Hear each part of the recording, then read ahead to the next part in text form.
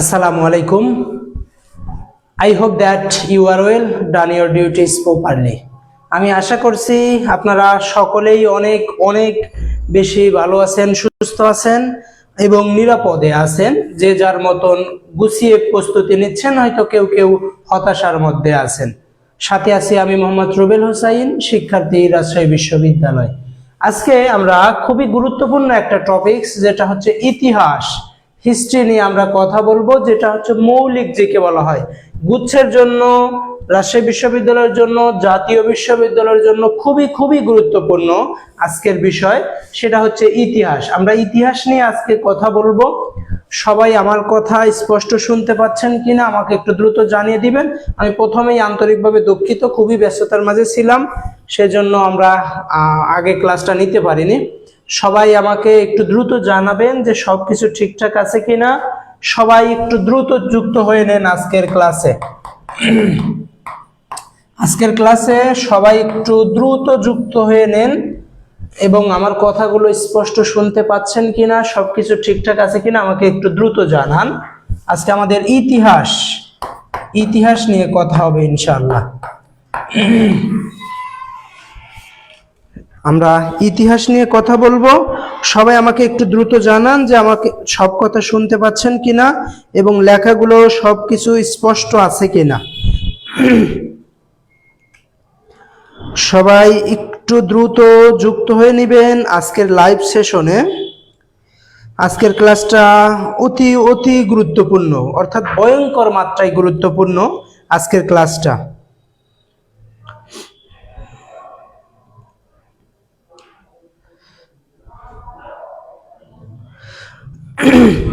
সবাই একটু দ্রুত যুক্ত হয়ে নেন। সবাই একটু দ্রুত যুক্ত হন। আজকে খুবই গুরুত্বপূর্ণ আমাদের আজকের এই লাইভ সেশনটা।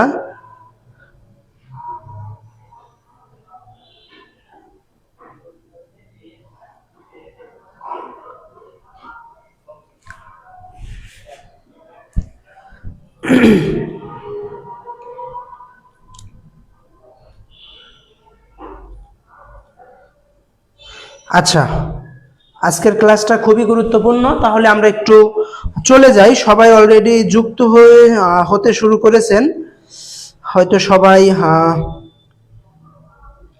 আচ্ছা, সবাই অলরেডি যুক্ত হতে শুরু করেছেন। আসসালামু আলাইকুম ভাইয়া। ওয়ালাইকুম আসসালাম। তোমরা সবাই কেমন আছো, সুস্থ আছো কিনা আমাকে একটু দ্রুত একটু জানাও। আমরা একটু লেট করে ফেলছি, অনেক রাত হয়ে গেছে গ্রাম অঞ্চলে, বিশেষ করে। শহরে হয়তো সবাই জেগে অভ্যস্ত, কিন্তু গ্রাম অঞ্চলে অনেক রাত হয়ে গিয়েছে, তার জন্য আমরা আন্তরিকভাবে দুঃখ প্রকাশ করছি। আচ্ছা, সবাই সবকিছু ঠিকঠাক আছে কিনা একটু দ্রুত একটু জানাও। আজকে আমরা ইতিহাস নিয়ে, আমরা মৌলিক জিকে নিয়ে আমরা ধারাবাহিকভাবে ক্লাস নিব। মৌলিক জিকে বলতে কি বোঝায়? আসলে মৌলিক জিকে বলতে বোঝায় যে মূল কথা, মৌলিক মানে যেগুলো পরিবর্তন হয় না, যেগুলো আমরা সচরাচর পড়ে আসছি সেইগুলোই, যার কোনো পরিবর্তন নেই। আর মৌলিক জিকে শব্দটা এখানে উৎপত্তি করা হয়েছে এই কারণে, আমরা যে ইন্টারমিডিয়েটে যে টপিকস গুলো, অর্থাৎ যে সাবজেক্ট গুলো আমরা পড়েছি, অর্থনীতি, ইতিহাস, ভূগোল, পৌরনীতি, সমাজকর্ম, সমাজবিজ্ঞান, এই যে সকল বিষয় বললাম আমি, এই বিষয়গুলোকেই মৌলিক জিকে বলা হয়। এখান থেকে আমরা জানি এবছর জাতীয় বিশ্ববিদ্যালয়েও ভর্তি পরীক্ষা হবে। জাতীয় বিশ্ববিদ্যালয়েও যেহেতু ভর্তি পরীক্ষা হবে, আর ঠিক এই আমাদের মৌলিক বিষয়গুলি অবশ্যই দেখাতে হবে। সেজন্য আমরা যাদের স্বপ্ন রাজশাহী বিশ্ববিদ্যালয়, জাতীয় বিশ্ববিদ্যালয়, গুচ্ছ বিশ্ববিদ্যালয়, তাদের জন্য আজ থেকে আমাদের ধারাবাহিক ক্লাস, যেটা হচ্ছে মৌলিক জিকের উপর গুরুত্বপূর্ণ। আচ্ছা, আমরা চলো আজকে আমরা ইতিহাস থেকে শুরু করি। ইতিহাস, এই ইতিহাস থেকে শুরু করলে আমরা যদি বলি যে আমরা কোনো কিছু শিখতে গেলে আগে তার অর্থটা জানতে হয়, কাকে বলে জানতে হয়, এবং এই শব্দের উৎপত্তি জানতে হয়।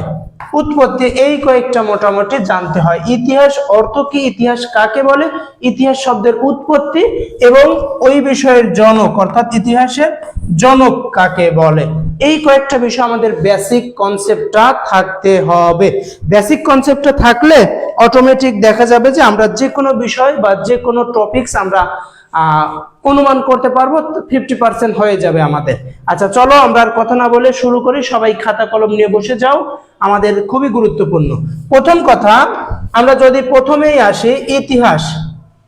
ইতিহাস কাকে বলে? তোমাদের যদি আমি বলি যে ইতিহাস কাকে বলে, তোমরা বলবা ইতিহাস হচ্ছে ঘটে যাওয়া ঘটনাবলীকে ইতিহাস বলে। তোমরা বেশিরভাগ বলবা ঘটে যাওয়া ঘটনাবলীকেই ইতিহাস বলে। হয়তো তোমরা সবাই জানো যে ঘটে যাওয়া ঘটনাবলীকে ইতিহাস বলে, কিন্তু আমি কি বলবো? আমি ওই একই কথাই বলবো, কিন্তু আমি ইতিহাসের স্টুডেন্ট। আমি বলবো কি যে মানব সভ্যতায় ঘটে যাওয়া ঘটনাবলীর ইতিহাসকেই বা ঘটে যাওয়া ঘটনাবলীর সংক্ষিপ্ত বা ঘটে যাওয়া ঘটনাবলীর সমস্ত ঘটনাকেই ইতিহাস বলে। আমি বলবো এইভাবে, মানব সভ্যতায় ক্রমবিবর্তনের ধারাবাহিক ঘটনাবলী বা সংক্ষিপ্ত ঘটনাবলী বা সমস্ত ঘটনাবলী ঘটে যাওয়া ঘটনাবলীকেই ইতিহাস বলে। এটা ডাজ নট ম্যাটার। আমাদের কোনোদিন বলবে না ইতিহাস কাকে বলে। পরীক্ষায় এখন আমাদের লাগবে ইতিহাস শব্দের উৎপত্তি কোথা থেকে এসেছে, ইতিহাস শব্দের জনককে, ইতিহাস শব্দটি কোন ভাষা থেকে এসেছে, যেগুলো আমাদের লাগবে সেগুলো নিয়ে আমরা আজকে আলোচনা করব। সবাইকে আমি রিকোয়েস্ট করব সবাই একটু দ্রুত একটু যুক্ত হয়ে যাবেন এবং বন্ধু বান্ধবীদের একটু মেনশন করে দিবেন। আচ্ছা, আমরা তাহলে ইতিহাস আমরা আপনাদের ভাষাতেই আমরা শিখে ফেলি। ঘটে যাওয়া ঘটনাবলীকেই ইতিহাস বলে। কি বললাম? ঘটে যাওয়া ঘটনাবলীকেই ইতিহাস বলে। ইতিহাসের যদি আমরা এইখানে, আচ্ছা আমরা আর লিখবো না, আমরা যেহেতু লিখেই দিয়েছি, দেখো একটু আমরা ইতিহাস, তাহলে আমরা তথ্য প্রবাহ থেকেই আমরা শিখতে শুরু করি, তাহলে একটু সময় একটু কম লাগবে। দেখো ইংরেজি ইতিহাস শব্দের ইংরেজি হচ্ছে হিস্ট্রি। আমরা অনেক সময় আগে বলে দিয়েছি হিস্টোরি, আসলে হিস্টোরি না, হিস্ট্রি। আচ্ছা, হিস্ট্রি শব্দের বাংলা প্রতিশব্দ এসেছে ইতিহাস। ইংরেজি এই হিস্ট্রি শব্দটি এসেছে গ্রিক ও ল্যাটিন শব্দ হিস্টোরিয়া থেকে, অর্থাৎ হিস্ট্রিয়া থেকে। ইংরেজি হিস্ট্রি শব্দটার ল্যাটিন শব্দ বা গ্রিক শব্দ দুইটিই হয়। একটি কেউ কেউ বলেছেন ল্যাটিন, কেউ কেউ বলেছেন গ্রিক শব্দ। তাহলে গ্রিক ও ল্যাটিন হিস্ট্রিয়া শব্দ থেকে এসেছেন। ইতিহাসের জনক বলা হয় গ্রিসের হেরাডোটাসকে। এখন আপনাদের প্রশ্ন হচ্ছে, ভাইয়া গ্রিক এবং ল্যাটিন যে শিখলাম, অনেক সময় পরীক্ষায় যদি বলা হয় হিস্ট্রি শব্দটার উৎপত্তি কোন ভাষা থেকে, যদি অপশনে গ্রিক এবং ল্যাটিন দুইটাই দেওয়া থাকে, তাহলে আমি কি উত্তর দিব? এই হিসেবে এটার উত্তর দিবা হচ্ছে গ্রিক। কি হিসেবে উত্তর দিবা? কারণ এই যে গ্রিসের অর্থাৎ ইতিহাসের জনক বলা হয় হেরাডোটাসকে। ইতিহাসের জনক বলা হয় কাকে? হেরাডোটাসকে। হেরাডোটাসের বাসা কোথায়? তিনি ছিলেন গ্রিসের অধিবাসী। তোমাদের আরেকটা দুইটা বিষয় একটু ক্লিয়ার করি। এই যে গ্রিস, এই গ্রিস একটি হচ্ছে দেশের নাম, গ্রিস একটি কি দেশের নাম। আর এই যে গ্রিক, এই গ্রিক একটি হচ্ছে জাতির নাম। গ্রিক একটি কি জাতির নাম। এই দুইটা যেন কনফিউশন না থাকে। গ্রিস একটি দেশের নাম, গ্রিক একটি জাতির নাম। এই যে ফরাসি, এই ফরাসি আর হচ্ছে ফার্সি, এই দুটার মধ্যে তো তোমরা কনফিউশন করে ফেলো। ফরাসি হচ্ছে ফ্রান্সের ভাষা, ফার্সি হচ্ছে ইরানের ভাষা। এই দুইটা বিষয় যেন গ্যালজাম বা গোলমাল না লাগে। আমাকে একটু জানাও যে সবকিছু ঠিকঠাক আছে কিনা, আমাকে একটু সবাই একটু জানিয়ে দাও। আজকে কিন্তু আমরা খুবই গুরুত্বপূর্ণ টপিকস নিয়ে আলোচনা করব। তোমাদের এখানে প্রথমে জাস্ট একটু হিজিবিজি আলোচনা করে নেই, তারপরে আমরা মূল টপিকসে আসব, যেগুলো হচ্ছে খুবই গুরুত্বপূর্ণ। আমাকে জাস্ট একটু তোমরা একটু জানাও যে সবকিছু ঠিকঠাক আছে কিনা এবং শুনতে পাচ্ছ কিনা। আমাকে একটু জাস্ট দ্রুত একটু জানিয়ে দাও, দ্রুত আমাকে একটু জানাও যে সবকিছু ঠিকঠাক আছে কিনা। তাহলে আমি এই প্রথমের অল্প একটু তথ্য দিয়ে দিব, যেগুলো হচ্ছে সবচেয়ে গুরুত্বপূর্ণ। তাছাড়া আমি বেশি তথ্য দিব না, আমাদের মূল পয়েন্টে চলে যাব। মূল পয়েন্ট যেগুলো, সেগুলো শিখলেই হবে, আমাদের বেশি তথ্য জানতে হবে না। সবকিছু ক্লিয়ার আছে কিনা আমাকে একটু দ্রুত একটু জানাও।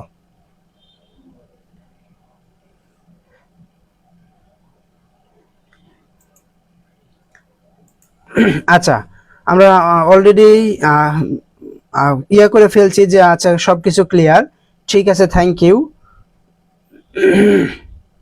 আচ্ছা, সবাই একটু তোমরা একটু গ্রুপগুলোতে একটু দিয়ে দিবা যাতে সবাই একটু ক্লাসটা করতে পারে,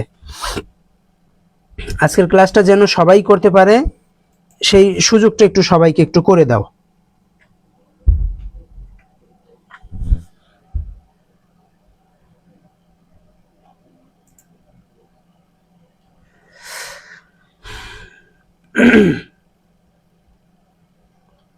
আচ্ছা ঠিক আছে, আমাকে একটু জাস্ট 1 মিনিট একটু সময় দাও, 30 সেকেন্ড।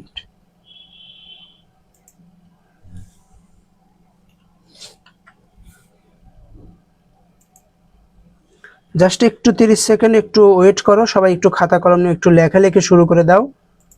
আমাদের আজকে খুবই গুরুত্বপূর্ণ টপিকস নিয়ে আমরা আলোচনা করব, যেটা হচ্ছে হয়তোবা সবাই সে বিষয়ে করবে না, আমরা জাস্ট অল্প একটু তথ্য দিয়ে দিব বেসিক থেকে। বেসিক শেষ হলেই আমরা মূল পয়েন্টে, টার্নিং পয়েন্টে চলে যাব, যেগুলো আমাদের জন্য খুবই ভয়ঙ্কর মাত্রায় গুরুত্বপূর্ণ।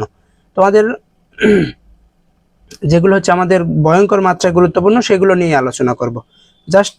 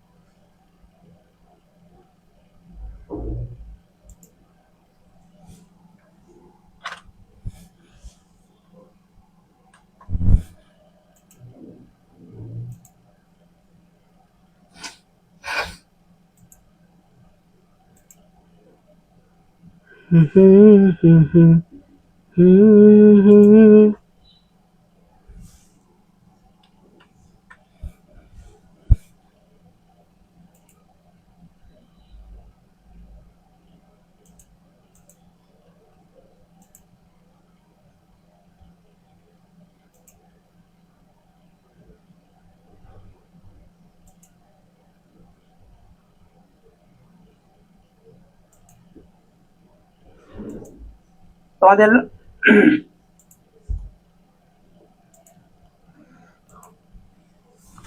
আচ্ছা ঠিক আছে, নাও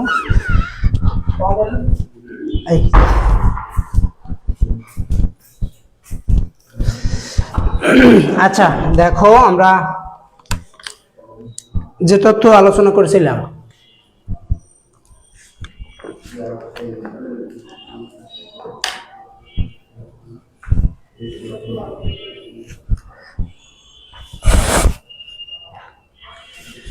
আমরা এই হিস্ট্রি শব্দটা তাহলে কি দিবা, গ্রিক এবং ল্যাটিন থাকলে তাহলে হচ্ছে গ্রিক শব্দটা দিবা, আর গ্রিক যদি না থাকে তখন কি উত্তর দিবা, তখন হচ্ছে ল্যাটিন দিবা। ক্লিয়ার? আর আমাদের আরেকটু যেটা জানতে হবে, ইতিহাসের জনক আমরা জানলাম, ইতিহাসের জনককে, ইতিহাসের জনক হচ্ছে হেরাডোটাস।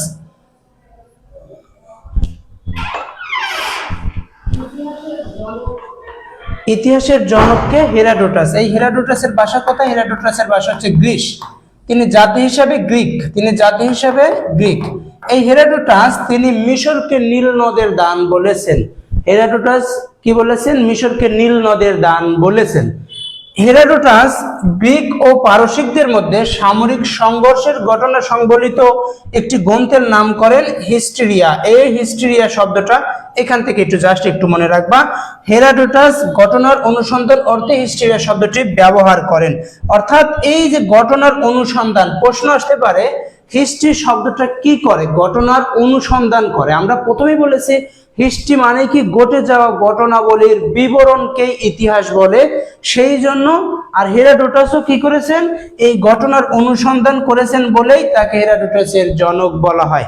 এতটুকু একটু জাস্ট জানবা, আর আরেকটু তথ্যটাই একটু ইনক্লুড করবা, সেটা দিয়েই আমরা শেষ করব। এগুলো আমাদের জানার দরকার নাই। বাংলার ইতিহাস শব্দটি এসেছে ইতিহ, ইতিহ শব্দ থেকে, যার অর্থ হচ্ছে ঐতিহ্য। এই কথাটা একটু জাস্ট মাথায় রাখবা, তাহলেই এনাফ। কি মাথায় রাখবা? বাংলা ইতিহাস শব্দটা এসেছে ইতিহ শব্দ থেকে, যার অর্থ হচ্ছে ঐতিহ্য। আমরা জানি ওয়ার্ল্ড হেরিটেজ বলে না, সেই রকম ইতিহ শব্দটার হতো ঐতিহ্য, এই কথাটা একটু মাথায় রাখবা। আর আমাদের আর অন্যগুলোর আর দরকার নাই। এই যে ইতিহ আর আরেকটা যেটা তত্ত্ব তোমাদের একটু গভীর করে বলি, ইতিহাস কথাটির প্রত্যয় যেটাকে বলা হয়, প্রত্যয় করলে হয় ইতিহ প্লাস আস, যার অর্থ দাঁড়ায় যে এমনটি ছিল বা এমনটি ঘটেছিল, তাহলে এমনটি ছিল বা এমনটি ঘটেছিল, ঘটে না যাওয়া ঘটনাবলীকে ইতিহাস বলে, আমরা তো শিখেছি।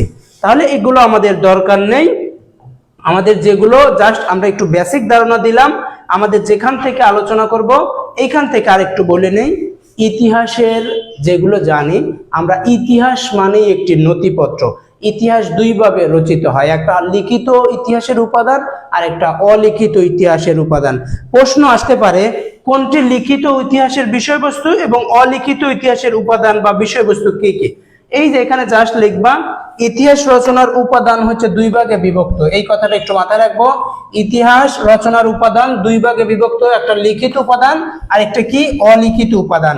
এখন লিখিত উপাদানের মধ্যে কি কি, এই সাহিত্য, নথিপত্র, জীবনী প্রভৃতি এরা হচ্ছে লিখিত উপাদান। আর অলিখিত কি আছে, মূর্তি, স্মৃতিস্তম্ভ, মুদ্রা, শিলালিপি, ইমারত, তালপাতার ইতিহাসের সংরক্ষণে ব্যবহৃত হয়। এই যে জাদুঘর, মহাফেজখানা, দলিলপত্র, সরকারি নথি, চিঠিপত্র, স্মারকস্তম্ভ এবং গ্রন্থাগার, এখানে কি হয়, তাদের হচ্ছে সংরক্ষণে ব্যবহৃত হয়। এই কয়েকটা তথ্য একটু জাস্ট জেনে নাও, আর অন্য কিছুর অত জানার দরকার নেই, আমাদের এগুলোর আর দরকার নেই। আমরা যেখানে শিখবো ইতিহাসের প্রথম, এই ইতিহাসের এই প্রথমগুলো একটু শিখে ফেলবো, এই ইতিহাসের প্রথমগুলো শিখে ফেলবো আমরা প্রথমেই। আবার যারা একটু মিসিং করেছে অথবা যারা একটু শেষের দিকে আসছো তাদের জন্য আমি আবার একটু বলি, ইতিহাস, ইতিহাস, ইতিহাস শব্দের প্রকৃতি প্রত্যয় যদি আমরা করি ইতিহ প্লাস আস, ইতিহ প্লাস আস। এই ইতিহ প্লাস আস শব্দটা বলতে কি বোঝায়, বলা যায় এমনটি ঘটেছিল, পূর্বে এমনটি ঘটেছিল, তাকে ইতিহাস বলে। ইতিহাস কাকে বলে এখন বলি, মানব সভ্যতায় ক্রমবিবর্তনের ধারাবাহিক ঘটে যাওয়া ঘটনাবলীকে ইতিহাস বলে। সহজ কথায় বললে ঘটে যাওয়া ঘটনাবলীকে ইতিহাস বলে। ইতিহাস শব্দের ইংরেজি কি, হিস্ট্রি। হিস্ট্রি শব্দটা এসেছে কোথা থেকে, গ্রিক এবং ল্যাটিন দুটি শব্দই আমরা পাই। গ্রিক থেকে হিস্ট্রিয়া এবং ল্যাটিন থেকে হিস্ট্রিয়া শব্দটি এসেছে। এখন প্রশ্ন হচ্ছে ভাইয়া দুইটা যদি থাকে তাহলে গ্রিক দিব কেন, ইতিহাসের জনক বলা হয় হেরাডোটাস, হেরাডোটাসের ভাষায় গ্রিসের, সেই জন্য গ্রিকটা একটু প্রাধান্য দিতে হবে। আচ্ছা এখন দেখো ইতিহাসের প্রথম, আমরা ইতিহাসের এই প্রথমগুলো একটু জেনে যাব। ভারতবর্ষ আক্রমণকারী প্রথম ইউরোপীয় নাম জানতে হবে, আলেকজান্ডার দি গ্রেট।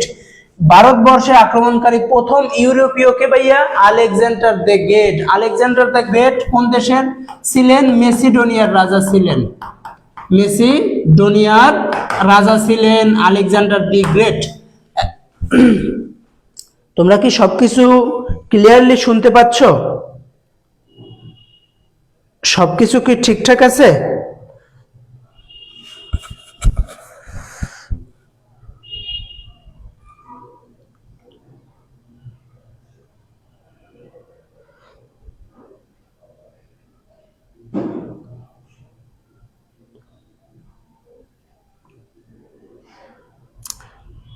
আচ্ছা তোমরা আমাকে একটু দ্রুত একটু জানাও যে সবকিছু ঠিকঠাক আছে কিনা। আবার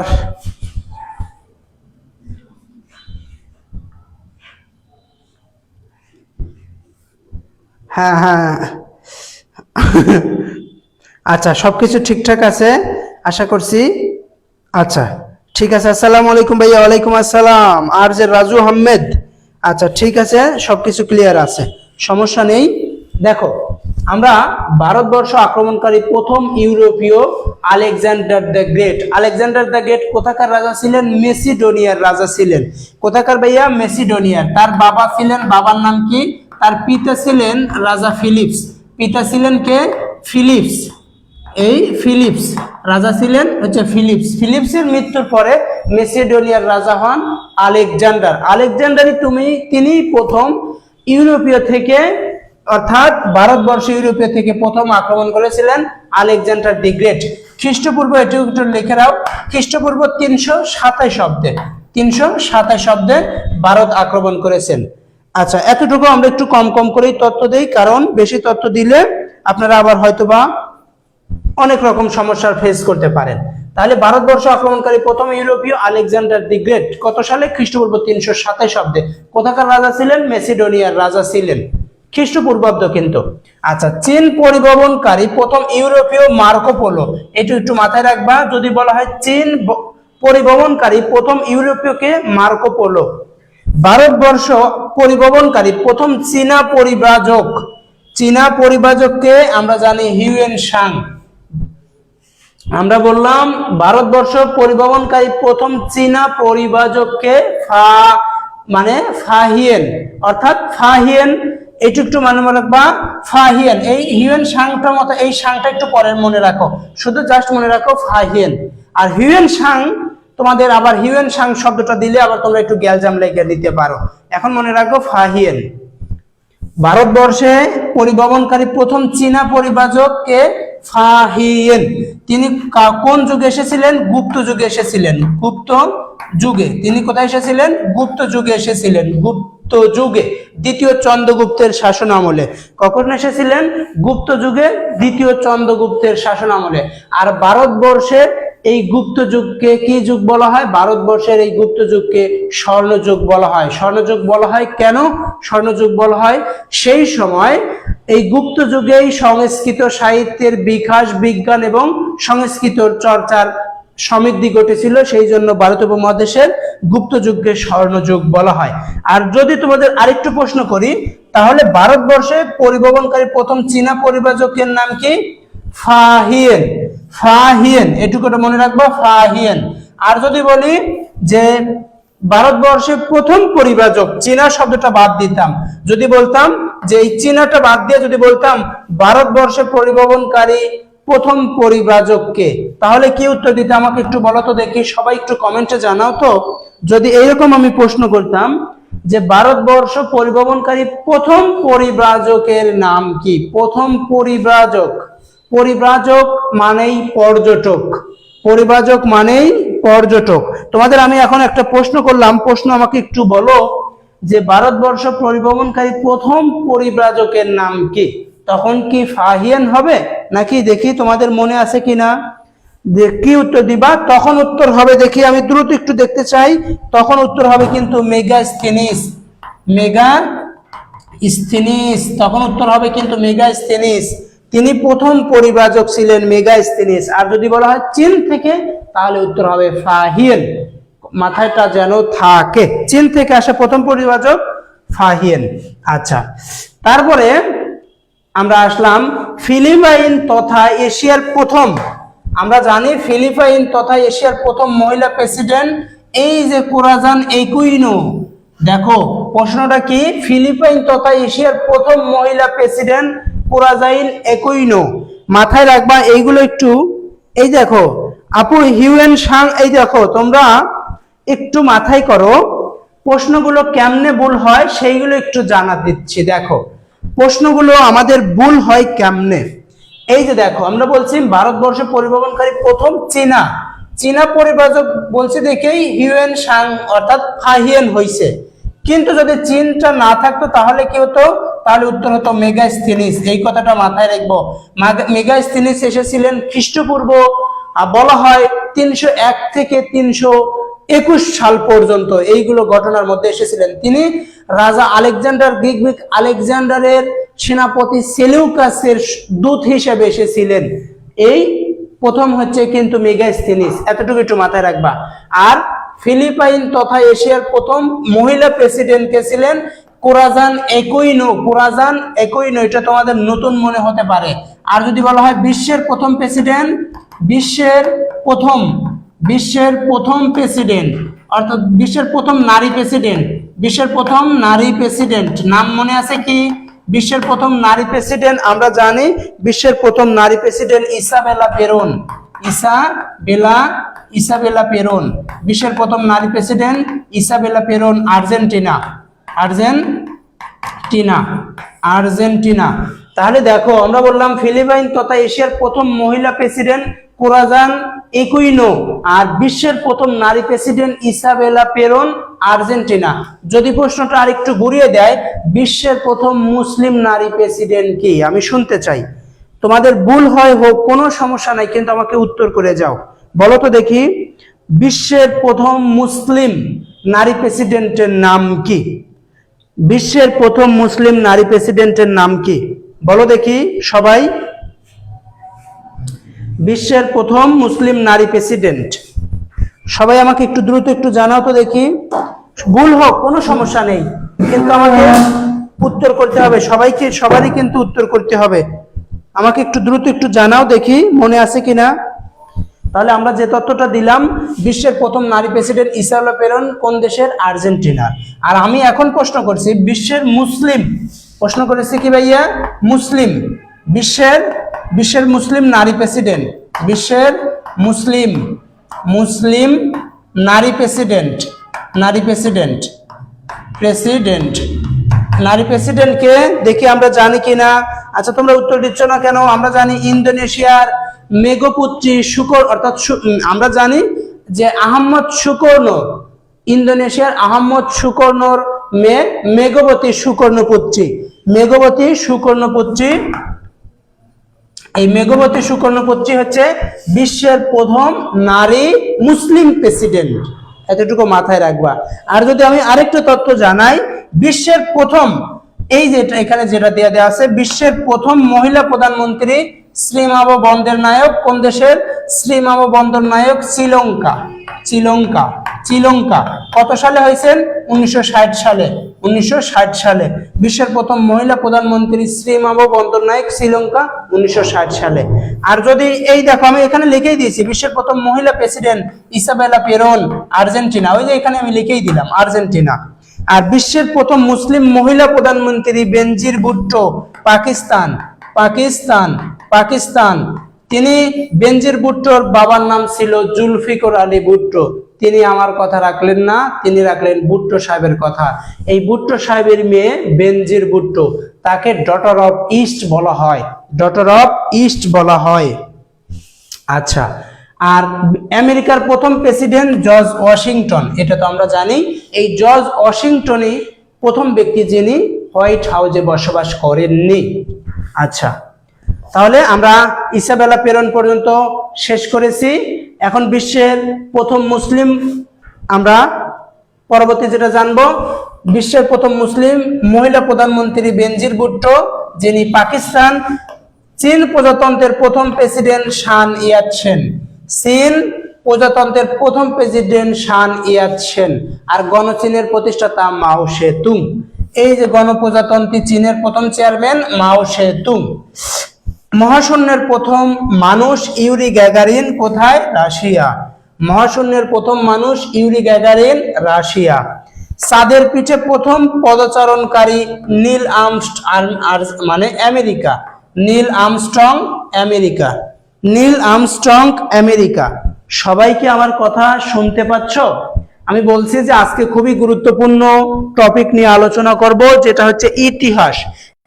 এই টপিকটা ভুলে গেলে বা ভুল করলে কিন্তু আমাদের অনেক বড় ক্ষতি হয়ে যাবে। সেই জন্য আমি রিকোয়েস্ট করছি সবাই শেষ পর্যন্ত যুক্ত থাকবে এবং নোট করবা।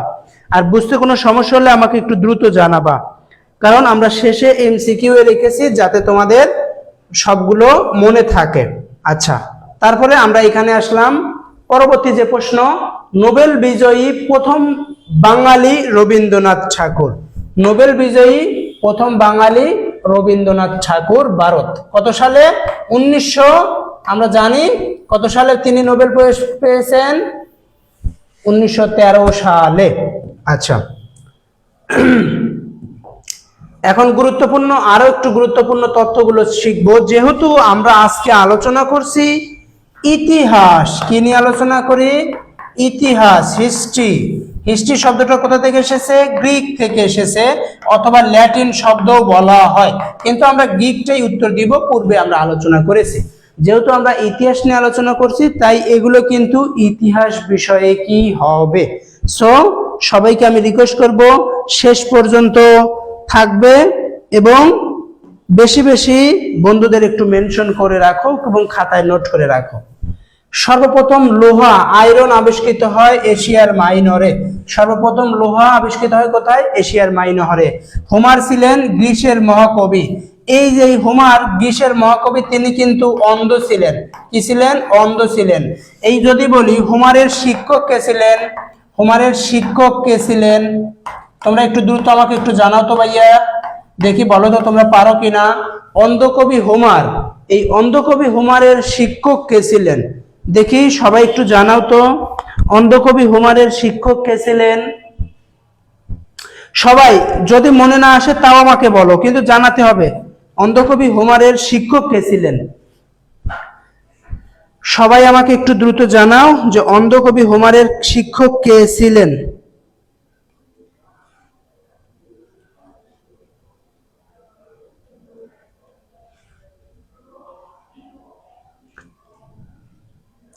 আমাকে একটু দ্রুত একটু জানাও, সবাই সবাই সবাই, আমি রিকোয়েস্ট করছি সবাই একটু জানাবা, সবাই।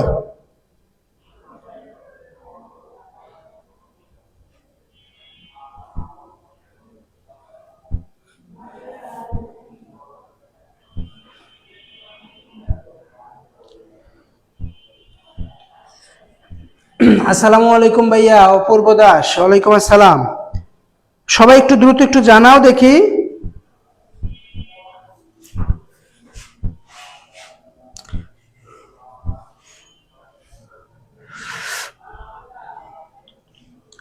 সবাই একটু দ্রুত একটু জানাও যে প্রশ্ন বললাম অন্ধকবি অর্থাৎ গ্রীসের মহাকবি বলা হয়, এই অন্ধকবি হোমারের শিক্ষক কে ছিলেন? আমরা জানি সকল শিক্ষক এই যে এইভাবে মনে রাখবা, আমরা জানি স্পা, মনে রাখে জানি কি না? আমরা মনে জানি স্পা, এই যে এই স্পা মনে রাখবা। কি মনে রাখবা? মনে রাখবা স্পা, মনে রাখবা স্পা। সবচেয়ে শিক্ষক হচ্ছে সক্রেটিস, সক্রেটিস। এই সক্রেটিসের ছাত্র ছিলেন প্লেটো। কে ছিলেন? প্লেটো। প্লেটোর ছাত্র কে ছিলেন? প্লেটোর ছাত্র ছিলেন অ্যারিস্টটল, অ্যারিস্টটল, অ্যারিস্টটল। অ্যারিস্টটলের ছাত্র ছিলেন আলেকজান্ডার। কে? Alexander, Alexander. আলেকজান্ডারের ছাত্র ছিলেন হোমার, আলেকজান্ডারের ছাত্র ছিলেন হোমার। এই অন্ধকবি হোমার, তাহলে Socrates, Plato, Aristotle, Alexander, Homer. মনে রাখবেন স্পাহ, স্পাহ। কি মনে রাখবেন? স্পাহ। এই স্পাহ যদি মনে রাখেন তাহলে অনায়াসেই উত্তর করতে পারবেন। তাহলে কি হোমার ছিলেন গ্রীসের মহাকবি, এরা প্রায় বেশিরভাগই গ্রীসে ছিলেন। জুলিয়াস সিজার ছিলেন রোমান সম্রাট। কে ছিলেন ভাইয়া? জুলিয়াস সিজার ছিলেন রোমান সম্রাট। এই জুলিয়াস সিজার তিনি কি বলেছিলেন? এই জুলিয়াস সিজার বলেছিলেন যে আসলাম দেখলাম জয় করলাম, বিনি বিধি বিসি, বিনি বিনি বিধি বিসি, বিনি বিধি বিসি, আসলাম দেখলাম জয় করলাম, I came, I came, I came, I saw, I conquest, আসলাম দেখলাম জয় করলাম। কে বলেছিলেন? জুলিয়াস সিজার বলেছিলেন। তিনি কোথাকার সম্রাট ছিলেন? রোমান সম্রাট ছিলেন। আর জুলিয়াস সিজার যদি অপশন না থাকে আসলাম দেখলাম জয় করলাম, তাকে কাকে উত্তর দিব? উত্তর দিতে হবে উইলিয়াম শেক্সপিয়রকে, কারণ তিনি জুলিয়াস সিজার গ্রন্থ রচনা করেছেন, ওখানে রচনা দিয়ে দেওয়া আছে আসলাম দেখলাম জয় করলাম, কথাটা দিয়ে দেওয়া আছে। সো সেগুলো একটু মাথায় রাখতে হবে। আচ্ছা, তাহলে এই কথাটা একটু মাথায় রাখতে হবে। তারপরে ইতিহাসের জনক বলা হয় কাকে? হেরোডোটাসকে। আমরা এটা জেনেই আসছি, তারপরেও আমরা আবার একটু জানবো ইতিহাসের জনক বলা হয় কাকে? ইতিহাসের জনক বলা হয় হেরোডোটাসকে। কোন দেশের অধিবাসী ছিলেন? গ্রীসের। তিনি জন্মগ্রহণ করেন গ্রীসের, গ্রীসের অধিবাসী। বিশ্ব সভ্যতার যাত্রা শুরু হয় খ্রিস্টপূর্ব 5000 অব্দে। বিশ্ব সভ্যতা নিয়েও আমরা আলোচনা করব, কিন্তু ভাই আজকে আমরা কিন্তু সভ্যতা নিয়েও আলোচনা করব, কোন সভ্যতার কি কি অবদান সেগুলো নিয়েও আমরা আলোচনা করব। বিশ্ব সভ্যতার যাত্রা শুরু হয়েছিল খ্রিস্টপূর্ব 5000 অব্দে। আচ্ছা, প্রাচীন মিশরীয় সভ্যতা গড়ে উঠেছিল নীল নদের তীরে।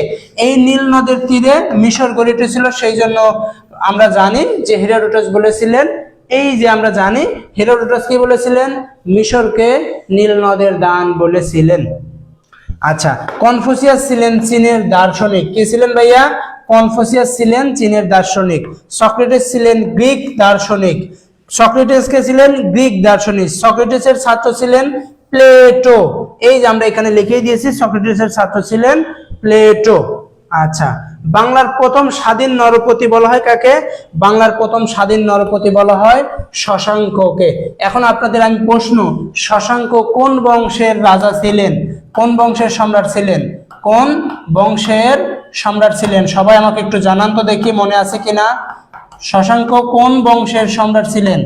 বলো তো দেখি সবাই, শশাঙ্ক কোন বংশের সম্রাট ছিলেন? সবাই আমাকে একটু দ্রুত একটু জানান, শশাঙ্ক কোন বংশের সম্রাট ছিলেন? আমরা জানি, যদি অপশন দিয়ে দেই যে মৌর্য, গুপ্ত, গৌড়, মৌর্য, গুপ্ত, মৌর্য, গুপ্ত, গৌড়, তাহলে কি উত্তর দিবেন? এবং সেন। তাহলে শশাঙ্ক গৌড়ের স্বাধীন শক্তিশালী রাজা ছিলেন। বাংলার স্বাধীন বা বাংলার প্রথম নরপতি বলা হয় শশাঙ্ককে। এই শশাঙ্কর মৃত্যুর পরে বাংলায় কোনো যোগ্য শাসক না থাকার পরে তখন বাংলায় এক অরাজকতা অবস্থার সৃষ্টি হয়, যাকেই ইতিহাসে মাৎসান্যায় নামে পরিচিত। মাৎসান্যায় হয়েছিল সপ্তম অষ্টম শতাব্দীতে। আচ্ছা, তারপরে শশাঙ্কের রাজধানী ছিল কর্ণ সুবর্ণ। শশাঙ্কের রাজধানী কোথায় ছিল? কর্ণ সুবর্ণ। পাল বংশের প্রতিষ্ঠাতা বলা হয় রাজা গোপালকে। পাল বংশের প্রতিষ্ঠাতা বলা হয় কাকে? গোপালকে। বাংলার সর্বশেষ হিন্দু রাজা ছিলেন লক্ষণ সেনকে। এই লক্ষণ সেনকেই পরাজিত করে তুর্কির ইখতিয়ার উদ্দিন মোহাম্মদ বিন বখতিয়ার খলজি 1204 সালে লক্ষণ সেনকেই পরাজিত করে সেন বংশের পতন ঘটিয়ে দেন, দিয়ে বাংলায় মুসলিম সাম্রাজ্য প্রতিষ্ঠা করেন। আচ্ছা, তারপরে আমরা পরবর্তী প্রশ্ন আসি।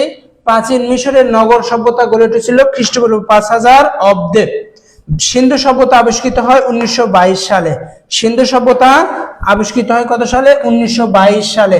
সিন্ধু সভ্যতার সাথে মাথায় রাখবা দুইটি নাম, একটি মাথায় রাখবা রাখাল দাস মুখোপাধ্যায় আর হরপ্রসাদ শাস্ত্রী, না রাখাল দাস মুখোপাধ্যায় আর আরেকটা কি যেন নাম ভুলে গেলাম। আচ্ছা, তারপরে সিন্ধু সভ্যতা গড়ে ওঠে খ্রিস্টপূর্ব 3000 অব্দে। সপ্ত সিন্ধু 7টি নদীর নাম। সপ্ত সিন্ধু কি? 7টি নদীর নাম। সপ্ত সিন্ধু মাথায় রাখবা। সিন্ধু মানেই বলা হয় সাগর, সিন্ধু মানেই সাগর। এই সপ্ত সিন্ধু মানেই কি মনে রাখবা? 7টি নদীর নাম। সিন্ধু সভ্যতার স্রষ্টা দ্রাবিড় ও আর্য জাতি। এই কথাটা একটু গুরুত্বপূর্ণ দিয়ে দিলাম, এটি একটু মাথায় রাখবা যে সিন্ধু সভ্যতার স্রষ্টা বলা হয় কাকে? সিন্ধু সভ্যতার স্রষ্টা বলা হয় দ্রাবিড় এবং আর্য জাতি। সিন্ধু সভ্যতার স্রষ্টা দ্রাবিড় এবং আর্য জাতি। বাঙালি বলা হয় পাঁচমিশালী জাতি। কয় মিশালি? পাঁচমিশালী। পাঁচমিশালী বাঙালি হচ্ছে পাঁচমিশালী। আমরা জানি পাঁচমিশালী কি কি। প্রথমে আমরা জানি বাঙালি এই আগত জনগোষ্ঠীর দুই ভাগে বিভক্ত, একটি হচ্ছে আর্য আর একটি হচ্ছে অনার্য। আর্য এবং হচ্ছে অনার্য। আর অনার্যর আর এক নাম প্রাক আর্য। প্রাক আর্য। এই অনার্য থেকেই 4টে জাতিগোষ্ঠী বিভক্ত হয়। একটি হচ্ছে দ্রাবিড়, একটি বলা হয়, একটি হচ্ছে দ্রাবিড়, একটি দ্রাবিড়, একটি হচ্ছে মঙ্গোলীয়, একটি হচ্ছে মঙ্গোলীয়, একটি অস্ট্রিক, একটি অস্ট্রিক আর একটি বোটচেনীয়, আর একটি কি? বোটচেনীয়। এই 4টি আর এই আর্য সব মিলে হয় হচ্ছে 5টি। সবচেয়ে প্রাচীন জাতি বলা হয় দ্রাবিড় জাতি। এই দ্রাবিড়কেই হটিয়ে অস্ট্রিকরা এসেছিলেন, এতটুকু একটু মাথায় রাখবা। সোমপুর বিহার কোথায় অবস্থিত? সোমপুর বিহার ভারতের বাংলাদেশের নওগাঁ, পাহাড়পুরের নওগাঁতে। সোমপুর বিহার কোথায়? নওগাঁতে। আর যদি বলা হয় সোমনাথ মন্দির, সোমনাথ, এই সোমনাথ মন্দির ভারতের গুজরাটে। সোমনাথ মন্দির কোথায় ভাইয়া? ভারতের গুজরাটে। ভারতের গুজরাটে। সোমনাথ মন্দির কোথায়? ভারতের গুজরাটে। সোমপুর বিহার নির্মাণ করেন কে? সোমপুর বিহার নির্মাণ করেন পাল বংশের শ্রেষ্ঠ রাজা ধর্মপাল। পাল বংশের শ্রেষ্ঠ রাজা কে? ধর্মপাল। আর সোমনাথ মন্দির আক্রমণ করেন কে? সোমনাথ মন্দির আক্রমণ করেন আমরা জানি কে? সুলতান মাহমুদ। সুলতান মাহমুদ। এই সুলতান মাহমুদ তিনি ভারত আক্রমণ করেছেন কতবার? 17 বার। 17 বারের তিনি 16তম বার সোমনাথ মন্দির আক্রমণ করেছেন। কত সালে? 1026 সালে। এতটুকু একটু মাথায় রাখবা। আচ্ছা, তারপরে সেনা রাজাদের আদি বাসস্থান ছিল দক্ষিণ ভারতের কর্ণাটে। এতটুকু একটু মাথায় রাখবা, দক্ষিণ ভারতের কর্ণাটে। সেন রাজাদের আদি বাসস্থান ছিল কোথায়? দক্ষিণ ভারতের কর্ণাটে। সেন রাজাদের আদি নিবাস ছিল কোথায় ভাইয়া? দক্ষিণ ভারতের কর্ণাটে। আচ্ছা, আমাকে একটু জানান যে সবকিছু আপনারা ঠিকঠাক মতো বুঝতে পারছেন কি না। এগুলো কি বিরক্ত মনে হচ্ছে? যদি বিরক্ত মনে হয় তাহলে আমরা শুধু এমসিকিউ সলভ করব। আমাকে একটু দ্রুত একটু জানাবেন যে ভাইয়া আমরা বিরক্ত হচ্ছি বা বুঝতেছি না, আমাকে একটু এরকম কোনো ব্লাম দেন, একটু কিছু তো বলতে হবে নাকি? আমাকে একটু সবাই একটু বলেন।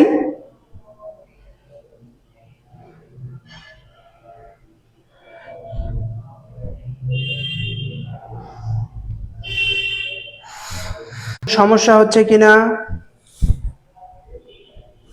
দ্রুত আমাকে একটু জানান, দ্রুত দ্রুত, সময় নষ্ট করেন না, সময় ওয়েস্ট করা যাবে না, সময়ের প্রচুর দাম, বুঝছেন? সময়কে এখন কাজে লাগাতে হবে। আমাকে একটু জানান যে আপনারা বুঝতে পারছেন কি না।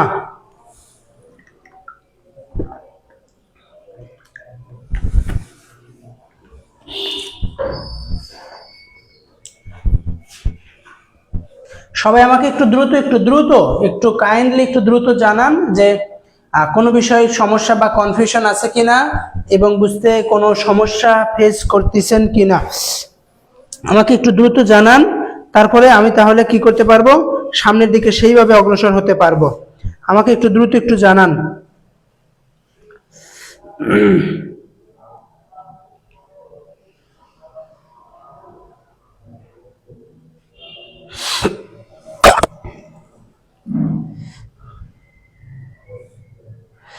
হ্যাঁ হ্যাঁ, একটু দ্রুত একটু দ্রুত।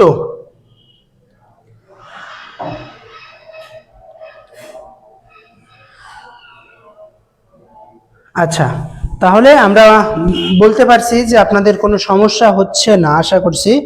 তাহলে দেখেন, আমরা বাংলার সাহিত্য ও সংস্কৃতির স্বর্ণযুগ বলা হয় সেন বংশের শাসন আমলে। বাংলার সাহিত্য এবং সংস্কৃতির স্বর্ণযুগ বলা হয়, আমরা জানি যে বাংলার সাহিত্য এবং সংস্কৃতির সেন বংশের শাসন আমলের। আর আরেকটা যদি কথা বলি যে মুসলিম সাম্রাজ্যের বাংলার স্বর্ণযুগ বলা হয় কোন যুগকে? সুলতানি যুগকে। সেই কার যুগকে? আলাউদ্দিন হোসেন শাহকে। আচ্ছা, তারপরে পান্ডুর বিখ্যাত আদিনাথ মসজিদ, এই যে আদিনা মসজিদ নির্মাণ করেন কে? সিকান্দার শাহ। আদিনাথ মন্দির নির্মাণ করেন সিকান্দার শাহ। মৌর্য বংশের প্রতিষ্ঠাতা বলা হয় চন্দ্রগুপ্ত মৌর্য। চন্দ্রগুপ্ত মৌর্যের রাজধানী ছিল পাটলিপুত্র। চন্দ্রগুপ্ত মৌর্যের রাজধানী ছিল কি? পাটলিপুত্র। অশোক সিংহাসনে বসেন আনুমানিক খ্রিস্টপূর্ব বলা হয় 273 অব্দে। সম্রাট অশোক সিংহাসনে বসেন আনুমানিক খ্রিস্টপূর্ব 273 অব্দে। আর অশোকের পিতার নাম ছিল হচ্ছে বিন্দুসার। এই বেটা বিন্দুসার তিনি 17টা বিয়ে করেছিলেন, 100টা সন্তান ছিল, তার মধ্যে 99 জনকে এই সম্রাট অশোক মেরে ফেলেছিলেন। সম্রাট অশোকের সময় খ্রিস্টপূর্ব 261 সালে একটি ভয়াবহ বিরাট একটি যুদ্ধ হয়, যাকে কলিঙ্গর যুদ্ধ নামে পরিচিত। এই কলিঙ্গর যুদ্ধে বিশাল রক্তক্ষয়ী যুদ্ধ হয়, অনেক মানুষ মারা যায়। এই যুদ্ধের ভয়াবহতা দেখে সম্রাটকে বলা হয় বৌদ্ধ ধর্ম গ্রহণ করেছিল।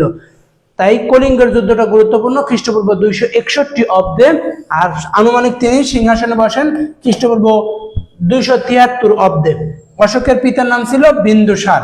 কুষাণ সাম্রাজ্যের প্রতিষ্ঠাতা ছিলেন কুজুল কাদফিস ছিলেন কুষাণ বংশের প্রতিষ্ঠাতা। মুসলিম লীগ প্রতিষ্ঠিত হয় 1906 সালে। কার প্রচেষ্টায়?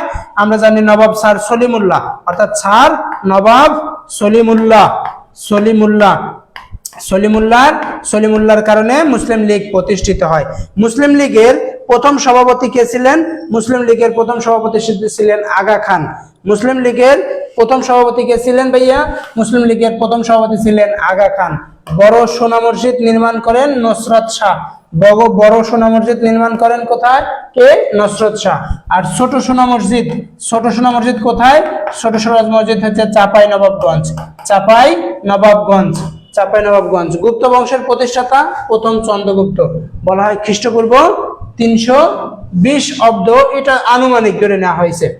বাংলার সর্বশেষ হিন্দু রাজা ছিলেন লক্ষণ সেনকে 1204 খ্রিস্টাব্দে বাংলার রাজধানী নদিয়া হতে পালিয়ে বিক্রমপুর চলে যান। প্রশ্নটা একটু গুরুত্বপূর্ণ। লক্ষণ সেন 1204 খ্রিস্টাব্দে বাংলার রাজধানী নদিয়া হতে পালিয়ে কোথায় চলে যান? বিক্রমপুরে। আচ্ছা, খিলাফত ও অসহযোগ আন্দোলন শুরু হয় 1920 সালে। খিলাফত ও অসহযোগ আন্দোলন শুরু হয় কত সালে? 1920 সালে। বাংলার স্বাধীন সুলতানি যুগের সূচনা হয় 1338 থেকে বলা হয় 1538 সাল পর্যন্ত সুলতানি যুগ। বাংলায় 12 ভূঁইয়াদের সর্বশ্রেষ্ঠ ছিলেন ঈসা খাঁ। এখন যদি আপনাদের একটু প্রশ্ন করি, বাংলায় 12 ভূঁইয়া বলতে কি বোঝায়? বাংলায় 12 ভূঁইয়া বলতে বোঝায় বড় বড় জমিদার, বড় বড় জমিদার, বড় বড় জমিদারদেরই 12 ভূঁইয়া বলতো। এখন যদি প্রশ্ন বলেই ফেলে 12 ভূঁইয়া বলতে প্রকৃতপক্ষে কতজন শাসককে বোঝায়, তাহলে কি উত্তর দিবেন? 12 ভূঁইয়া বলতে প্রকৃতপক্ষে কতজন শাসককে বোঝায়? 12 ভূঁইয়া বলতে প্রকৃতপক্ষে 36 জন শাসককে বোঝায়, 36 জন শাসককে বোঝায়। 12 ভূঁইয়া বলতে বড় বড় জমিদার, অনির্দিষ্ট। কিন্তু যদি প্রশ্ন করেই ফেলে 12 ভূঁইয়া বলতে প্রকৃতপক্ষে কতজন, তাহলে 36 জন। এটুকু মাথায় রাখবেন। বখতিয়ার খিলজি বিজয় হয় 1204 সালে। সুলতানিগণ সিন্ধু আক্রমণ করেন 712 সালে। মুসলমানগণ সিন্ধু আক্রমণ করেন 712 সালে। 712 সালে কার বিরুদ্ধে? রাজা তাহিরকে পরাজিত করে মোহাম্মদ বিন কাসিম। এই মোহাম্মদ বিন কাসিম সিন্ধু আক্রমণ করেন। আচ্ছা, সিন্ধু দেশ আক্রমণের নেতৃত্ব দেন মোহাম্মদ বিন কাসিম। ভারতবর্ষে মুসলিম সাম্রাজ্য প্রতিষ্ঠা করেন মোহাম্মদ ঘুরি। ভারতবর্ষে মুসলিম সাম্রাজ্য প্রতিষ্ঠা করেন কে? মোহাম্মদ ঘুরি। গিয়াসউদ্দিন তুগলকের মৃত্যুর পর দিল্লির সিংহাসনে আরোহণ করেন মোহাম্মদ বিন তুগলক। গিয়াসউদ্দিন তুগলকের মৃত্যুর পর দিল্লির সিংহাসনে আরোহণ করেন কে? মোহাম্মদ বিন তুগলক। মোহাম্মদ বিন তুগলক। মুঘল সাম্রাজ্যের পরিসমাপ্তি ঘটে 1857 সালে। কার মৃত্যুর মাধ্যমে? আমরা জানি দ্বিতীয় বাহাদুর শাহ। দ্বিতীয় বাহাদুর শাহর মৃত্যুর মাধ্যমে, দ্বিতীয় বাহাদুর শাহর মৃত্যুর মাধ্যমে মুঘল সাম্রাজ্যের চির অবসান ঘটে। এখন প্রশ্ন করলাম, মুঘল সাম্রাজ্যের শাসক ছিলেন কতজন? মুঘল সাম্রাজ্যের মুঘল সাম্রাজ্যের শাসক ছিলেন হচ্ছেন 17 জন। 17 জন শাসক ছিলেন। তার মধ্যে আলোচিত ছিলেন হচ্ছে বলা হয় 6 থেকে 7 জন। 6 থেকে 7 জন। আমরা জানি, মনে রাখবো কিভাবে শাসকগুলো মনে রাখবো এইভাবে। বাবার হইল আবার জ্বর, বাবার হইল আবার জ্বর, সারিল ঔষধের বাহাদুরিতে, বাহাদুরিতে। আবার হইল বাবার জ্বর, সারিল ঔষধের বাহাদুরিতে। বাবার হইল আবার জ্বর, এই বাবারতে মনে রাখবো বাবর শব্দের অর্থ একটু একটা হয় বাঘ, একটা হয় হচ্ছে সিংহ। হইল মনে রাখবো হুমায়ুন, কি ভাইয়া? হুমায়ুন।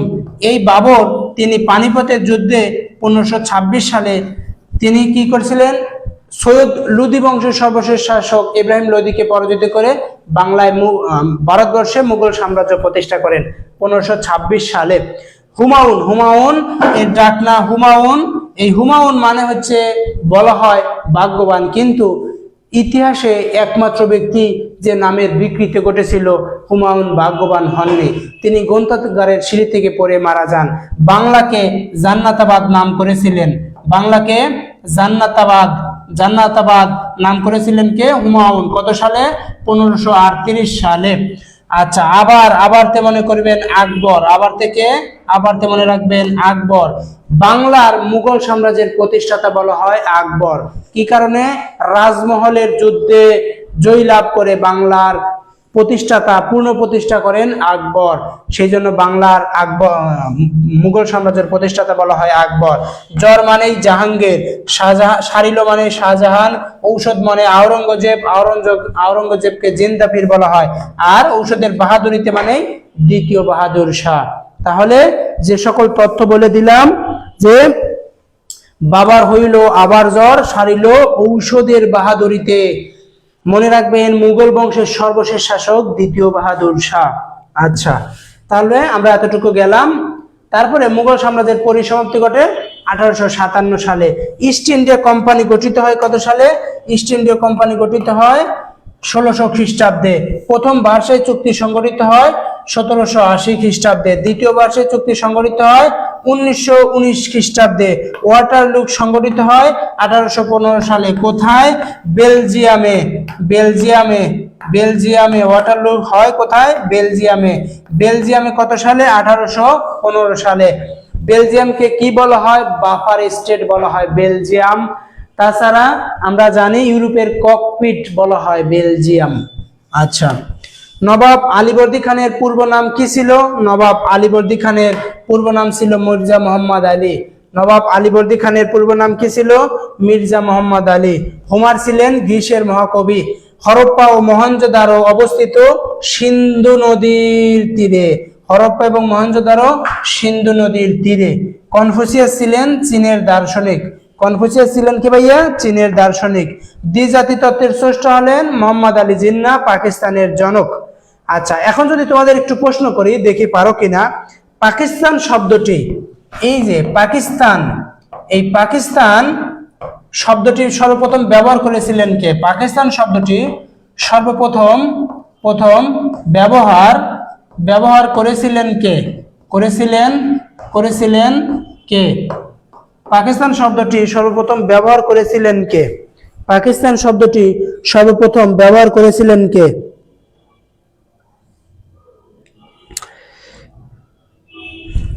আসসালামু আলাইকুম। বেলি ফুলের মালা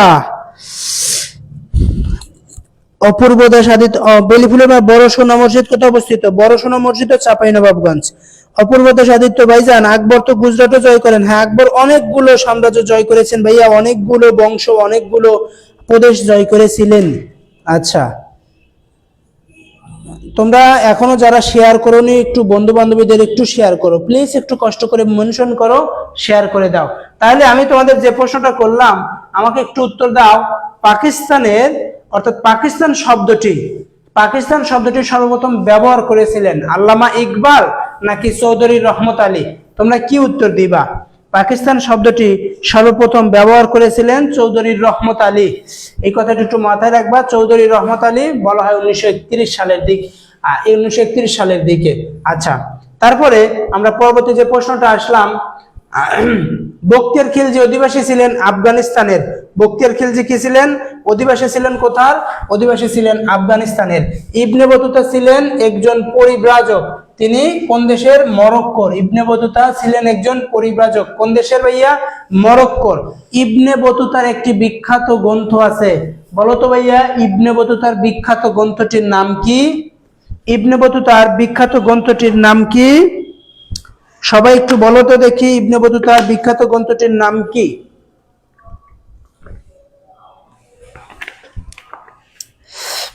আচ্ছা, তোমরা কি অ্যাডমিশন প্রিপারেশন নিচ্ছ? অ্যাডমিশন প্রিপারেশন নিলে এগুলো নাম মনে থাকবে না কেন? আর দ্রুত উত্তর করতে হবে। উত্তর করছো না কেন? তোমরা তো উত্তর করতে চাও না, এটা কেমন কথা হলো বলো?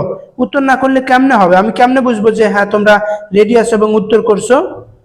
দ্রুত উত্তর করতে হবে, দ্রুত একটু উত্তর করতে হবে এবং বন্ধু বান্ধবীদের একটু মেনশন করতে হবে। আমি রিকোয়েস্ট করছি তো না, বন্ধু বান্ধবীদের যদি মেনশন না করো তাহলে কেমনে? ধরো সবাইকে দেখতে হবে না, সবাই তো প্রিপারেশন নিবে। তুমি উপকৃত হচ্ছ, অন্যকেও একটু উপকৃত করো। বলো দেখি ইবনে বতুতার বিখ্যাত গ্রন্থের নাম কি? বাংলায় মুসলিম আধিপত্য প্রতিষ্ঠিত হয় 13 শতক, অর্থাৎ 1204 সাল থেকে। ইলিয়াস শাহী বংশের উচ্ছেদ করেন। ইলিয়াস শাহী বংশের উচ্ছেদ করেন কে ভাইয়া? রাজা গণেশ। এই রাজা গণেশের ছেলে ছিলেন যদু। রাজা গণেশের ছেলে কি ছিলেন ভাইয়া? যদু। তিনি পরবর্তীতে মুসলিম হয়ে জালালউদ্দিন নাম ধারণ করেন। জালালউদ্দিন নাম ধারণ করেন। তিনি আল্লাহর খলিফা বলে নিজেকে পরিচয় দেন। আল্লাহর খলিফা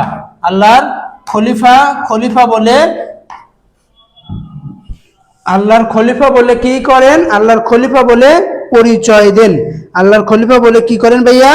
আল্লাহর খলিফা বলে নিজেকে পরিচয় দেন।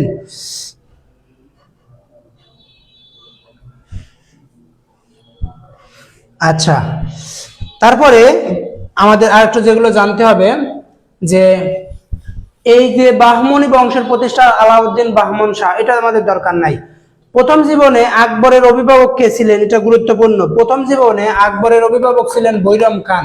প্রথম জীবনের কারণ আকবর বলা হয় যে 11 বছর বয়সে হুমায়ুনের মৃত্যুর পর কোন ধরো যে বংশপরশ হুমায়ুন হচ্ছে রাজা সম্রাট হতেন, রাজারা হতেন, তাই হুমায়ুনের মৃত্যুর পর তার কনিষ্ঠ পুত্র মানে জ্যেষ্ঠ পুত্র আকবর মাত্র 11 বছর বলা হয়, মতান্তর আছে, তারপর আমরা ধরে নিতে পারি 11 বছর বয়সে তিনি যখন সিংহাসনে বসেন। 11 বছরের বালক তো আর বলা হয় না যে তিনি যোগ্য বা নেতৃত্ব দেওয়ার সামর্থ্য রাখেন। তার হুমায়ুনের বন্ধু বৈরাম খান ছিলেন, সেই বৈরাম খানই আকবরের অভিভাবক হিসাবে কাজ করেছিলেন।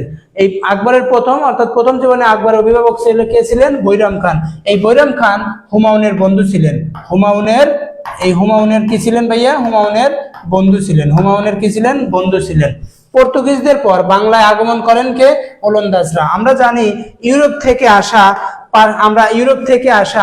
আমরা যদি বলি ইউরোপ থেকে আসা, এই যে আমরা ইউরোপ থেকে আসার মনে রাখবো এরকম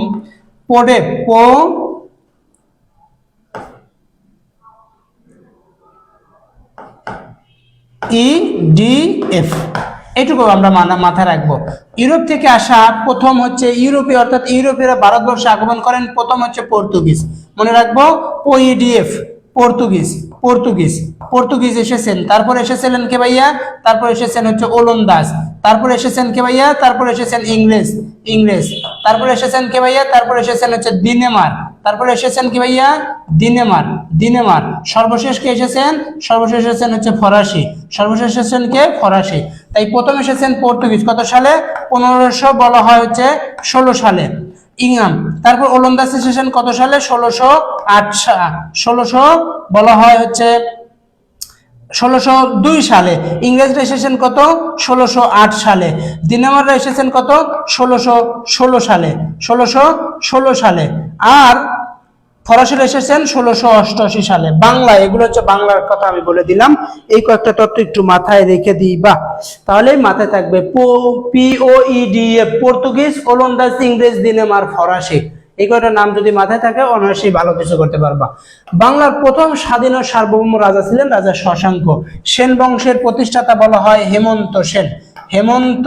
সেন বংশের প্রতিষ্ঠাতা হেমন্ত সেন। বাংলা নামের উৎপত্তি সম্বন্ধে উল্লেখ আছে আইনি আকবরী গ্রন্থে। বাংলা শব্দের উল্লেখ আছে কোথায়? আইনি আকবরী। কার লেখা? আবুল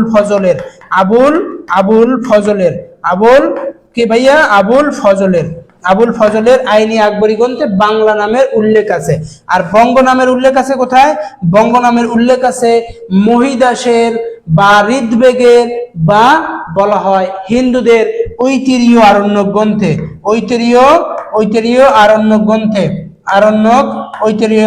গ্রন্থে বঙ্গ বা বঙ্গ অথবা বঙ্গাল নামের উল্লেখ রয়েছে। হিন্দুদের ঐতিহ্য আরণ্যক বা ঋগ্বেদের ঐতিহ্য আরণ্যক বা হিন্দুদের ঐতিহ্য আরণ্যক অথবা মহিদাসের ঐতিহ্য আরণ্যক, তিনটে নামই একই, যেটা প্রশ্ন থাকবে। আর বাংলা নামের উল্লেখ রয়েছে কার? আইনি আকবরী গ্রন্থে। কে সে? আবুল ফজল আকবরের কে ছিলেন? সভাকবি ছিলেন। যদি সভাকবি পরীক্ষায় না দেওয়া থাকে তখন কি উত্তর দিবে? সভাকবি যদি না দেওয়া থাকে তখন উত্তর দিবে তার বন্ধু ছিলেন আবুল ফজল।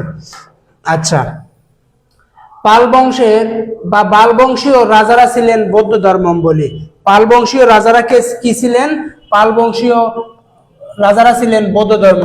সেন বংশীয় রাজারা কি ছিলেন? হিন্দু ধর্মাবলম্বী। হিন্দু ধর্মাবলম্বী ছিলেন। হিন্দু ছিলেন সেন বংশ, পাল বংশ ছিলেন বৌদ্ধ ধর্মাবলম্বী। বাংলায় সুলতানদের মধ্যে সর্বশ্রেষ্ঠ সুলতান ছিলেন আলাউদ্দিন হোসেন শাহ। এই আলাউদ্দিন হোসেন শাহকে কি বলা হয়? বাংলার স্বর্ণযুগ বলা হয়। কার যুগকে? অর্থাৎ মুসলিমদের স্বর্ণযুগ বলা হয় আলাউদ্দিন হোসেন শাহ যুগকে স্বর্ণযুগ বলা হয়। বিখ্যাত 60 গম্বুজ মসজিদটি নির্মাণ করেন খান জাহান আলী। এই 60 গম্বুজ মসজিদ কোথায় অবস্থিত? 60 গম্বুজ মসজিদ বাগেরহাট। 60 গম্বুজ মসজিদ কোথায় ভাইয়া? বাগেরহাট। এই 60 গম্বুজ মসজিদের প্রকৃতপক্ষে প্রকৃতপক্ষে গম্বুজের সংখ্যা কত ছিল? প্রকৃতপক্ষে গম্বুজের সংখ্যা ছিল 81টি। প্রকৃতপক্ষে গম্বুজ সংখ্যা ছিল 81টি। পিলার সংখ্যা ছিল কতটি? পিলার সংখ্যা ছিল হচ্ছে 60টি। পিলার সংখ্যা ছিল 60টি। যদি 81টি অপশন না থাকে উত্তর দিব 77টি। কতটি ভাইয়া? উত্তর দিব 77টি। কারণ একটি যদি গড় নির্মাণ করতে যাই, এরকম ধরো একটি গড় নির্মাণ করেছে, এই গড় নির্মাণ করতে আমাকে 4টা স্তম্ভ দিতে হয় কি না? 4টা পিলার লাগে, ওই 4টা পিলারটা বাদ দিলে থাকে কয়টা? 77টি। সেই জন্য যদি বলা হয় 60 গম্বুজ মসজিদ নির্মাণ করেন কে? খান জাহান আলী। কোথায় অবস্থিত? বাগেরহাটে। প্রকৃতপক্ষে পিলার আছে কতটি? 81টি। 81টি অপশন না থাকলে কতটি? 77টি। আর যদি বলা হয় যে 60 গম্বুজ মসজিদের পিলার সংখ্যা কতটি? তাহলে 60টি। আশা করছি বুঝতে পেরেছেন। আচ্ছা, তারপরে আমরা পরবর্তীতে চলে যাচ্ছি। যারা যারা বেশি বেশি শেয়ার করবে তাদেরকে আমরা আজকের স্লাইডটা দিয়ে দিব। 1952 সালের 21শে ফেব্রুয়ারি তৎকালীন পাকিস্তানের প্রধানমন্ত্রী কে ছিলেন? খাজা নাজিমউদ্দিন। পাকিস্তানের প্রধানমন্ত্রী ছিলেন খাজা নাজিমউদ্দিন। আর পূর্ব বাংলার মুখ্যমন্ত্রী ছিলেন নুরুল হোসেন, অর্থাৎ নুরুল আমিন ছিলেন পূর্ব বাংলার, অবিভক্ত পূর্ব বাংলার মুখ্যমন্ত্রী। বাংলাদেশের সর্বোত্তরে অবস্থিত স্থানটির নাম বাংলাবান্ধা। বাংলাদেশের সর্বোত্তরের স্থানটির নাম বাংলাবান্ধা। অপশনে যদি বাংলাবান্ধা না থাকে তাহলে উত্তর দেব কি? জায়গিরজোত। কোন জেলায় এটা অবস্থিত ভাইয়া? এটি হচ্ছে পঞ্চগড় জেলায় অবস্থিত। উপজেলা কোনটি ভাইয়া? উপজেলা আমরা জানি তেতুলিয়া। উপজেলা কি? উপজেলা হচ্ছে তেতুলিয়া। আচ্ছা, তারপরে ঢাকা সর্বপ্রথম রাজধানী হয় কত সালে? 1610 সালে। কোন সুবাদারের সময়? ইসলাম খান। কোন সুবাদারের সময়? ইসলাম খান। দেখো, একটু প্রশ্ন রাখবা, যদি বলা হয় বাংলার প্রথম সুবাদারকে ইসলাম খান না মানসিংহ, তোমরা এটা নিয়ে কিন্তু কনফিউশনে থাকো। বাংলার প্রথম সুবাদারকে ইসলাম খান নাকি মানসিংহ? তোমাদের কাছে আমি রিকোয়েস্ট করছি তোমরা আমাকে একটু কমেন্টে জানাও যে ক্লাসগুলো বুঝতেছো কিনা।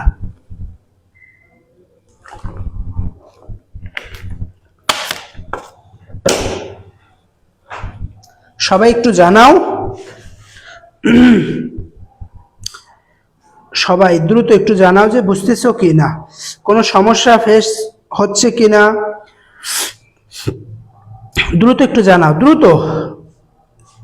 সময় ওয়েস্ট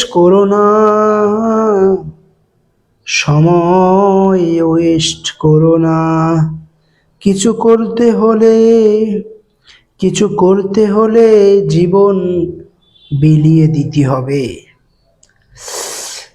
সবাই আমাকে একটু দ্রুত জানাও, দ্রুত একটু জানাও রে বাবারা।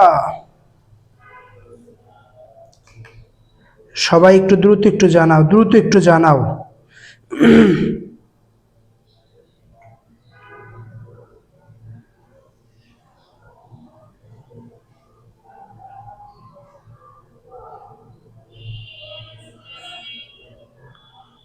সবাই দ্রুত একটু জানাও।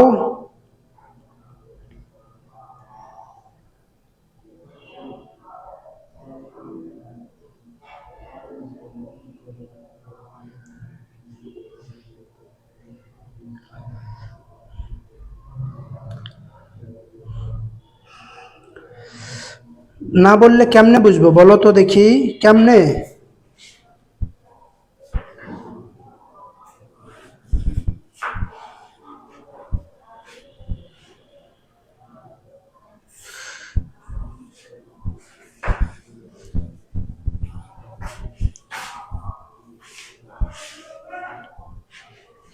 সবাই একটু বলো, সবাই একটু কমেন্টে জানাও যে কি অবস্থা, বুঝতে কোনো সমস্যা হচ্ছে কিনা, আমাকে তো জানাতে হবে।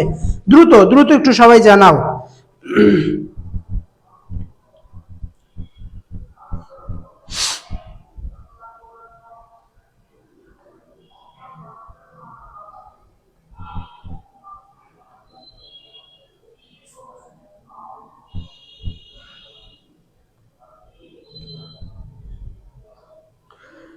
সবাই আমাকে একটু দ্রুত জানাও যে কি অবস্থা, ক্লাস কি বুঝতেছো নাকি কোনো সমস্যা আছে কিনা।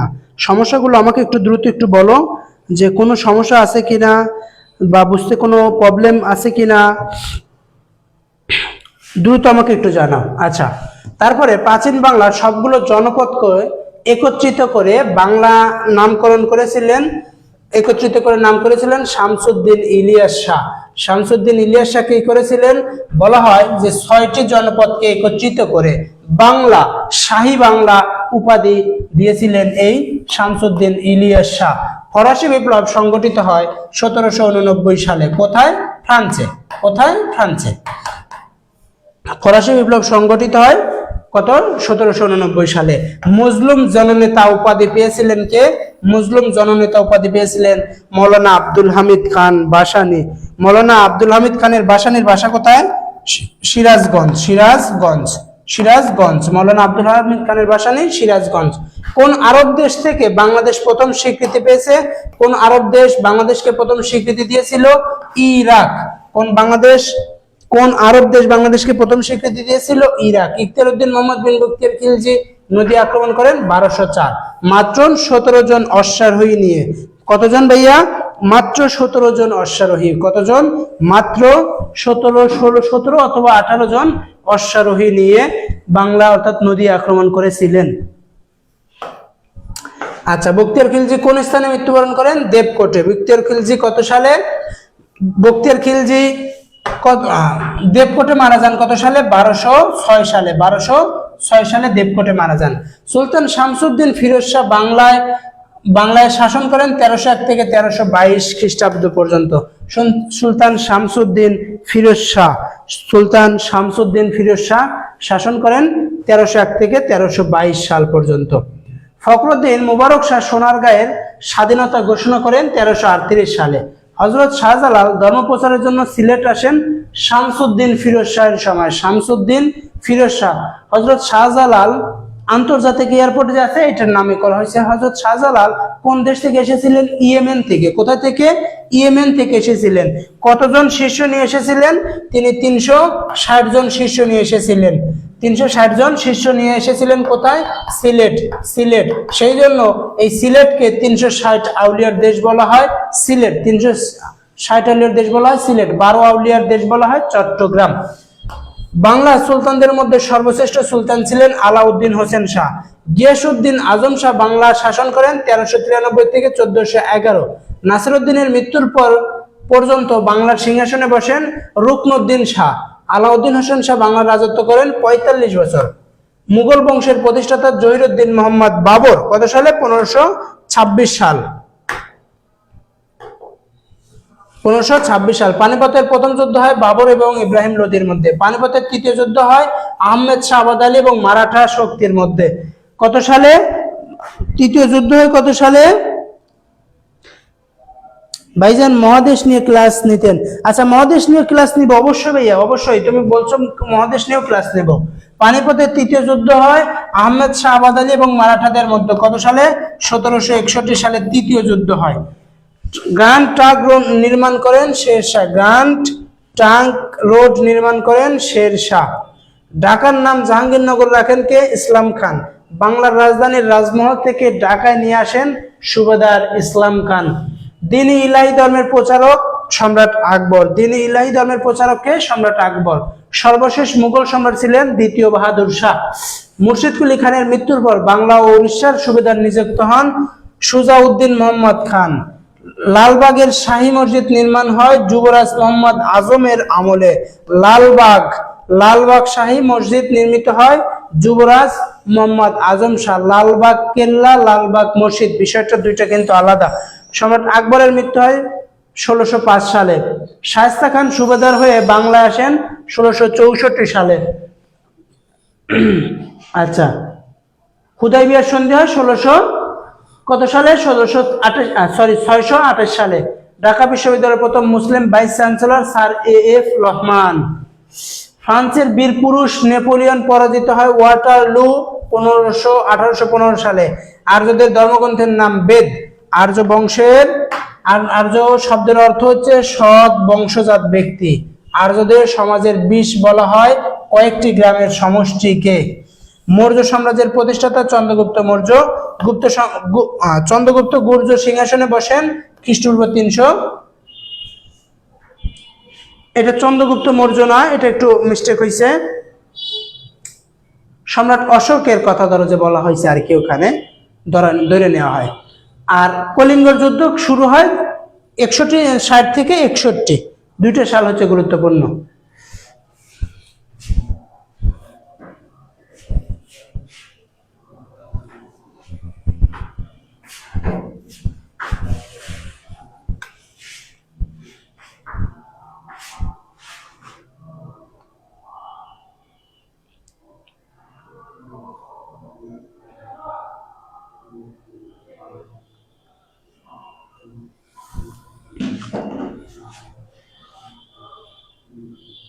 তারপরে সম্রাট অশোকের প্রচেষ্টায় বৌদ্ধ ধর্ম বিশ্ব ধর্মে পরিণত হয়, সেই জন্য সম্রাট অশোককে বলা হয় কি কনস্ট্যান্টাইন, বৌদ্ধ ধর্মের কনস্ট্যান্টাইন বলা হয়, বৌদ্ধ ধর্মের কনস্ট্যান্টাইন বলা হয়। তোমরা অনেক হয়ে গিয়েছো, তোমাদের মানে উপস্থিতির সংখ্যা খুবই কমে এসেছে।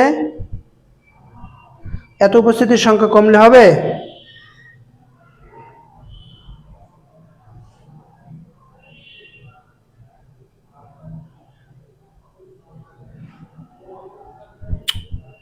এত কম হলে হবে বলো? ক্লাস তোমরা তো